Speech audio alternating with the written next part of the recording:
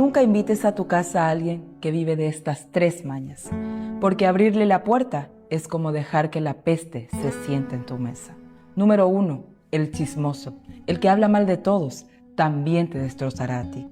Es una víbora disfrazada de amigo.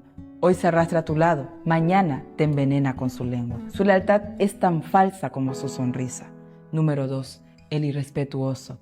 El que no respeta siempre pisotea. Entra como dueño y convierte tu hogar en su cloaca. Te roba la paz, escupe en tu dignidad y se alimenta de tu silencio.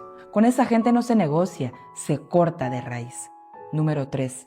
El que trae problemas. Esa gente es un huracán con patas. Destruye lo que toca, descarga su miseria y te hunde en tormentas que no son tuyas.